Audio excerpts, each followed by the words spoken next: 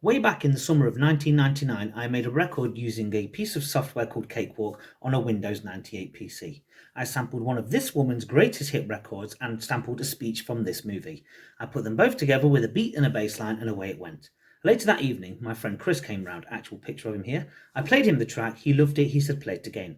As I went to play it again, the computer crashed and I lost all of the recording. Shall I make it again, Chris? Yes, he said. So I made it again. It took about an hour.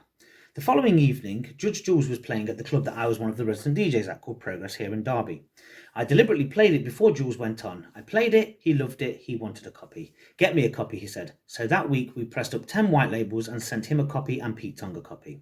The following week, Pete Tong plays it on his Essential Selection on Radio 1, followed by an hour later when Judge Jules went on and he played it also. The record went huge overnight, almost instantly, in Ibiza and all across the clubs in the UK. We pressed up several thousand white labels and they all sold like hotcakes. Next minute, a bidding war begins between record labels, so we decide to sign with Manifesto Records, who were one of the coolest labels of that era. The record gets signed, the sample gets cleared, we make a pop video in a tanker on the River Thames on a freezing cold November morning, long story. Next minute, we have to go to Top of the Pops to perform. The record reaches number 7 here in the UK charts, selling on cassette, CD and vinyl. It sold loads of copies because it was Christmas time and people buy lots of records at Christmas time. Well, they did back then. Unfortunately, I was beat to number 1 by Cliff Richard, but what can you do? Craig David was also there as well with The Artful Dodger.